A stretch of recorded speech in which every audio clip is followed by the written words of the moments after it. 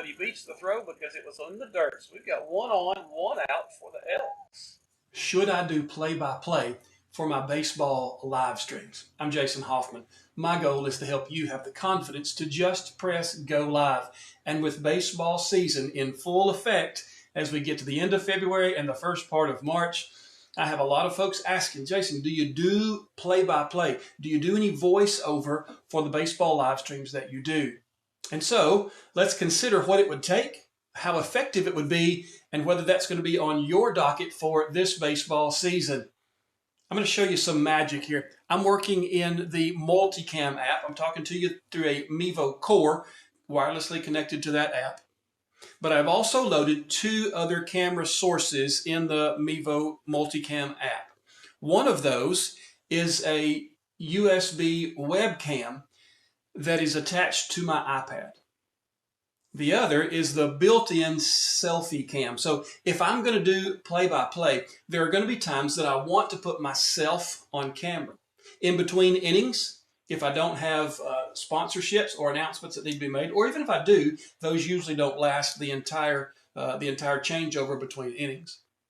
And so I'm going to want at some point the ability to talk to the folks who are at home, to show them what's going on in the press box, or even if I don't have access to the press box, I have a couple of stands that put my setup right up close to where I am, so I can use that and address the folks who are at home. If there's ever an injury, I always want to take the cameras off of the field and put them on myself so that I'm not showing that, but I can also give some explanation to the folks who are worried about it at home. And so we're going to switch cameras for just a moment, and I'm going to show you a couple of things. Now, this is the secondary camera that I've pulled in for Multicam. It is an OBSBot Meet SE. It's the most cost-effective webcam they offer. It's one of their newest ones, but it's also the cheapest one that they have. And I'm talking to you through that webcam connected to my iPad and running into the Mevo Multicam app. That is, let's see,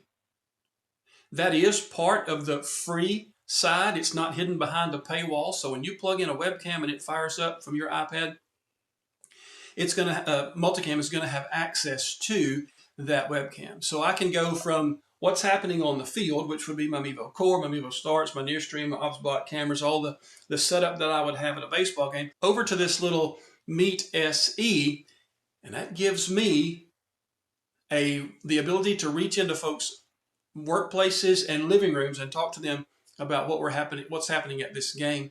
But I want to show you why I would choose this over the built-in camera for your iPad.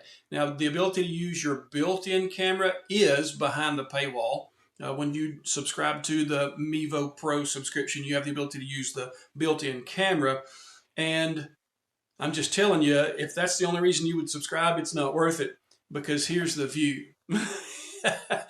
That's not flattering of me. It's not a picture that I ever want to put on myself whenever I'm doing a YouTube video. I always want to bring my camera up to that eye level, maybe even a little bit higher, because those chins underneath there just don't sit well with me. And so for me to be able to see my iPad at a reasonable height, it needs to be a little bit below eye level, but my cameras need to be at. So what I've done, let's go back to my Mevo Core and I'll show you here what this looks like. So I have this, it's unique. It's a little rolling tripod that I have. I picked it up off of Amazon because I just thought, wow, that is the coolest thing I've ever seen. Small platform here that came with the tripod. It is on wheels that lock. If I want to lock them, I can. It has 3 twist lock adjustments up and down the stand part of it. It has a nice big iPad holding place here, and then I've simply attached my magic arm that I oftentimes do use for my iPad to put the meat on top of it. So I've come back into this video to make sure I fully explain the use of microphones in this scenario of calling play-by-play with an external camera, the visual part of doing play-by-play. And up until this point, you've heard me talking to you through the microphone in the little OBSBot webcam that we're using. And while I'm facing those microphones in that camera, the sound is perfectly good for the greater context of a spring baseball game. It's when I turn away from that those little microphones don't pick up like they should. And so that's what you've been hearing so far.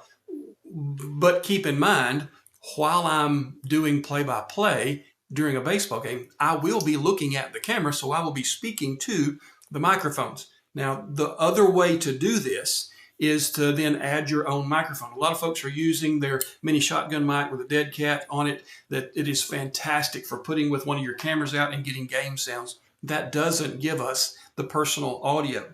The solution there would be to find a microphone that has a transmitter and receiver, one that can go in the back of one of your cameras, like the Rode Wireless Go or the Hollyland Lark M2, or even a less expensive one like the Ulanzi J12 or the Nearstream AWM25T. You have to keep them at a little bit closer distance because they don't travel quite as far as the 2.4 gigahertz wireless microphone setups do. But you can put audio on your person, you can put audio on the camera and have game sounds out there, play-by-play sounds here. Just make sure you get one that has a good windscreen to protect you from those windy spring games. Now let's train our cameras at a pre-recorded baseball game and do a little play-by-play over the top of it to see what it's going to sound like when we actually call play-by-play for a baseball game. Grosbeck has taken the field for final warm-ups before the first pitch. It's a sizable team they fielded today. They've got some good-sized boys. Looking forward to seeing what the matchup looks like between the Grosbeck Goats and your Elkhart Elks. Grosbeck comes into this game with a 1-1 season record.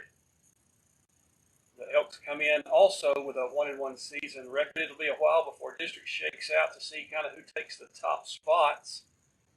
And as we look around the field here, we'll see a little bit of the outfielders getting ready. Take a little long toss.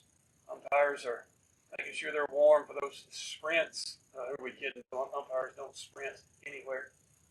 All right, looks like we're getting ready for the first pitch. Coach taking his spot at third base. Got a little bit of artifacting in our stream today. The connection here is a little bit suspect, but we are in rural East Texas, so that's part of the deal. Maybe taxing my router just a little bit as well. So looks like we're going to get one more throw before the throw down. Here it goes. Catcher's got a decent arm. Looks like he bounced that one in, but that'd be pretty quick to steal on him. He comes out of the squat pretty fast. All right. Up to bat for your Elks. Number 1, Tom Devereaux, leadoff hitter for the Elks. He's going to step in, get his signs from the coach. I would imagine it is swing away. Let's see what he's got. Let's see if we can hit it. A little bit of heat coming in. He swings under that pitch. 1 strike, no balls. Devereaux's got his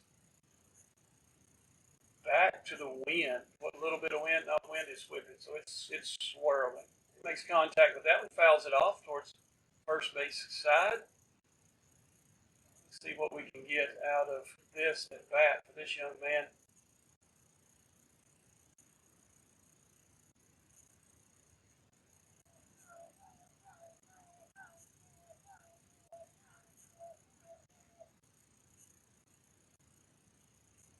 I took that third one looking. That's one down for the Elks. One thing about the Elks, they do like to chatter a little bit from the dugout. They stay engaged in the game. It's a lot of fun to see. As this next batter is coming up, I want to remind you that we'll be streaming to you for all of our home and away games this year. Scotty is up to bat. He's got catches for us. He takes one high and inside. Pitcher works pretty quickly. He doesn't come off the rubber very far. He stays faced up. Goes into a fairly short windup.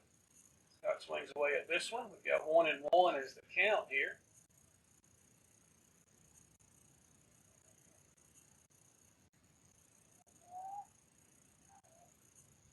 This side view of the pitcher batter exchange is pretty good. Oh yeah, made some good contact, bounced it off of the third baseman. God, he's not the fastest catcher we've got, but he beats the throw because it was in the dirt. So we've got 1 on, 1 out for the Elks.